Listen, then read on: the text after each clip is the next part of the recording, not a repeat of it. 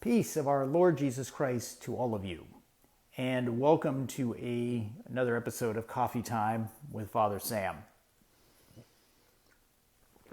So this week, I'd like to talk to you about what we can do in the midst of all the craziness that's happening.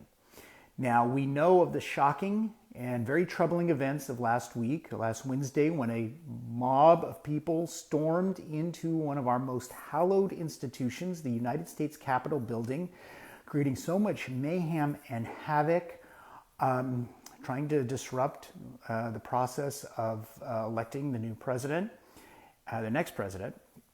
And that results in loss of life. And so we need to condemn this action. This was a violent, forcing your way into a building, trying to disrupt a legitimate, a democratic process, of course, is something also that needs to be condemned.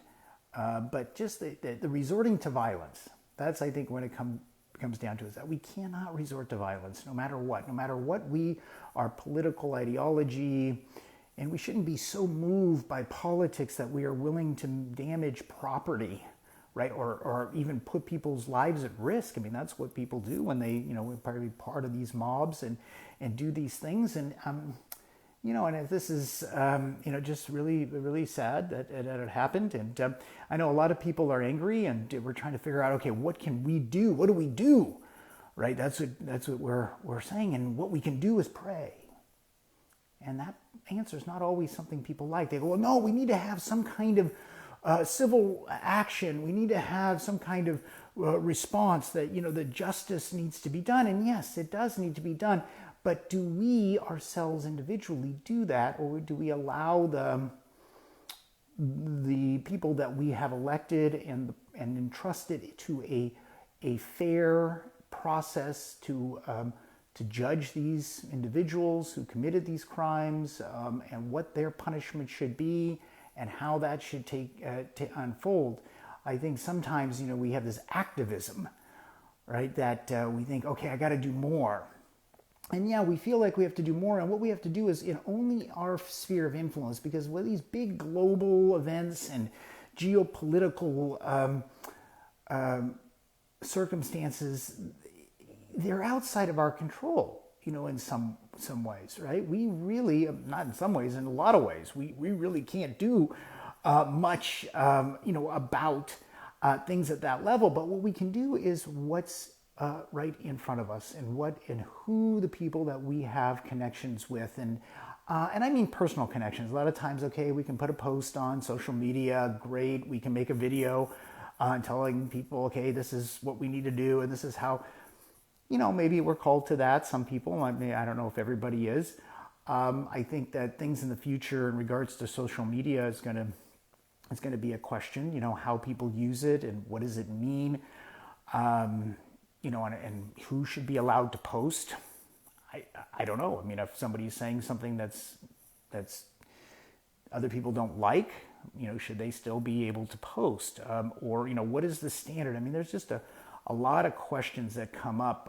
In light of not just this event last week, the storming of the U.S. Capitol by a group of rioters and, people that were, unruly and just totally disregarding law and the good of others. But it's been going on a long time, right? It's been going on a long time. So what can we do? That was kind of what I wanted to talk about. Let's see, what can we do? Well, we can pray, and we can consecrate ourselves to God through the intercession of St. Joseph, and that's what we're planning on doing, and you're going to hear something about that this week from our esteemed Director of Religious Education, DRE. Well, we actually are calling him Faith Formation, Director of Faith Formation now. That's why I paused. It's like, no, we're not talking, we don't want to, anyway. I'm not going to start the video again. This is my third time, and I'm not going to start it again, so we're going to keep going. Doug Beaumont, he is our Director of Faith Formation, and he will be doing some videos on what it means to consecrate ourselves to St. Joseph. You see my beautiful statue of St. Joseph. well, what a consecration is, what it means to consecrate oneself, what that may look like, and why St. Joseph. And so that's what our parish is going to do in this year of St. Joseph. So that's one thing that we can do together. Very positive, something that, I want all our families, so I want to get it out there. Please share and like that. We got to get people to do this consecration.